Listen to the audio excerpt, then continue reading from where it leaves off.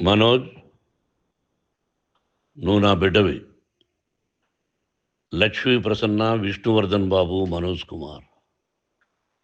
నిన్ను ఎలా పెంచానురా నేను? అందరికంటే నిన్నే గారాభంగా పెంచానురా. నీకే ఎక్కువ ఖర్చు పెట్టి చదివించాలని ప్రయత్నం చేశానురా. నువ్వు ఏది అడిగినా నేను నీకు ఇచ్చానురా. కానీ ఈ రోజున నువ్వు చేస్తున్న పని బిడ్డల గుండెల మీద తంతారంటారే, అలా తన్నేవరా. మనసు ఆవేదనతో కింగిపోతుందిరా. నేను మీ అమ్మ ఏడ్చుకుంటున్నావురా. జర్నలిజం ఉన్నది లేనిది, లేనిది ఉన్నట్టు రాస్తున్నారా. నువ్వు నన్ను కొట్టడం ఏంట్రా? నా బిడ్డ నన్ను తాకలా. ఇద్దరం ఘర్షణ పడ్డాం కొన్ని కారణాల వల్ల. ప్రతి ఫ్యామిలీలోనూ ఉంటాయిరా ఇవి. లేనివాడు ఎవరైనా ఉంటే ప్రపంచంలో ఒకరున్నారేమో, 1% ఉంటుందేమో. అటువంటి వాళ్ళ ఇంటికి వెళ్ళి కాళ్ళు గడిగి నిద్ర పూసుకోవచ్చు. భారత భాగవత రామాయణాలు చూసావు కదరా. ఏమిటిది? మీ అమ్మ ఎంత కుమిలిపోతుంది ఈ రోజున హాస్పిటల్ చేరింది. నీ వల్ల హాస్పిటల్ చేరుతాను. చూడు మనోజ్, నీకు అన్నీ ఇచ్చినా ఈ రోజున నువ్వు నా గుండెల మీద తనడమే కాకుండా అపకీర్తి తీసుకొచ్చావు. ఏదేదో రాశావు, ఏదేదో చెప్తున్నావు. కొంతమంది జర్నలిస్టులు ఉన్నది లేనిది, లేనిది ఉన్నట్టు రాసే వాళ్ళ తత్వం వాళ్ళకి ఎందుకంటే టీఆర్పీ పెరగాలి. ఇది వాళ్ళ నైజం. మనం మార్చలేము. వాళ్ళందరి మీద మన కోర్టుకు వెళ్ళలేము. వాక్ స్వాతంత్రం అంటారు, ప్రజాస్వామ్యం అంటారు. ప్రజాస్వామ్యంలో కూడా కొన్ని హద్దులు ఉన్నాయి. ఇది నీకు తెలుసు అనుకున్నా. ఎంత మంచి నటుడివి నువ్వు. నీ భార్య మాటలు విని తాగుడుకు అలవాటు పడిపోయావు. వింటున్నావా మనోజ్? ఎవరిని నమ్మాలో ఎవరిని నమ్మకూడదో పరిస్థితి తీసుకొచ్చావు. విద్యాలయాలు ఎంత గొప్పవిరా.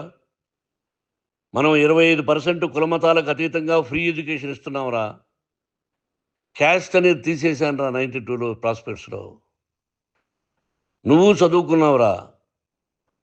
అక్కడ చదువుకున్న బిడ్డలు ఐఏఎస్, ఐపీఎస్ అయ్యారురా. ఎంతోమంది గొప్పవాళ్ళు అయ్యారురా. నువ్వు నటుడుగా ఎంతో గొప్పవాడివి. తాగుడికి అలవాడబడి నువ్వు నీ భార్య ఇంట్లో బిహేవ్ చేస్తున్న విధానం ఆ భగవంతుడు సర్వేశ్వరుడు తెలుసు. భగవంతుడు చూస్తున్నాడు రా. నేను తప్పు చేసినా, నువ్వు తప్పు చేసినా, ఎవరు తప్పు చేసినా. ఎంత అవకాశం ఇచ్చావు మాట్లాడుకునేదానికి అందరికీ. ఇన్ని సంవత్సరాల్లో మన విద్యాలయాల్లో ఒక్క తల్లి కానీ ఒక తండ్రి కానీ ఏమైనా చెప్పారా? ఆ బిడ్డలు మన బిడ్డలు రా. మీరెంతో నాకు అక్కడ ఉన్నవాడు కూడా నా కూతుర్లు, నా కుమారులు. ఎంతమందికి ఫ్రీ ఎడ్యుకేషన్ ఇస్తున్నావు. వాళ్ళ దగ్గర ఏది ఆశించలా. నువ్వు ఎందుకు ఇలా తయారైపోయావు? ఎందుకు ఇంట్లో ఉండే పనివాళ్ళు అందరినీ కొడుతున్నావు? వాడు పని చేసుకునేదానికి మన ఇంటికి వచ్చాడు రా. ఆ పనివాడిని కొట్టడం చాలా మహాపాపంరా. నేను వేరురా. నేను దండించడం వేరురా. నేను ఎవరిని ఆ చిన్న వాళ్ళని కొట్టి ఇచ్చేసి చేయలేదురా.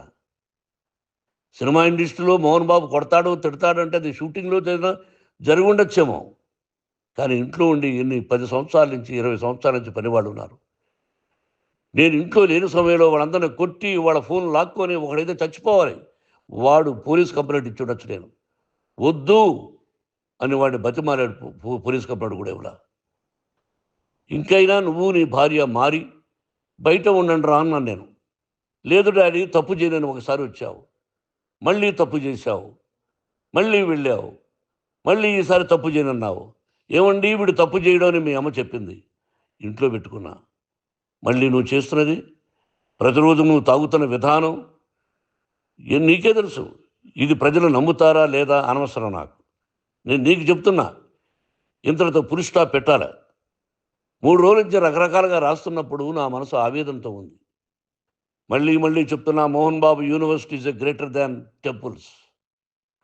Greater than temples. బిడ్డలను కాలేజీలో చేర్చుకునే ముందు చెప్తారు, అన్నయ్య ఎంత ఉంది యూనివర్సిటీ రూల్సు, ఇది మా పద్ధతి, మీకు ఇష్టమైతే చేర్చండి.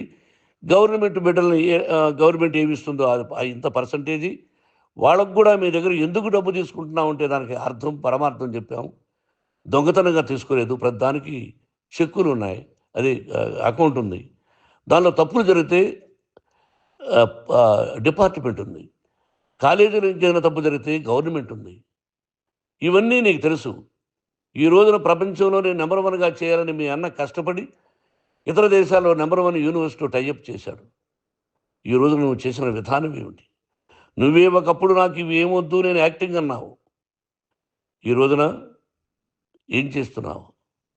విద్యాలయాల మీద పడ్డావు. తల్లిదండ్రులు చాలా గొప్పవాళ్ళురా.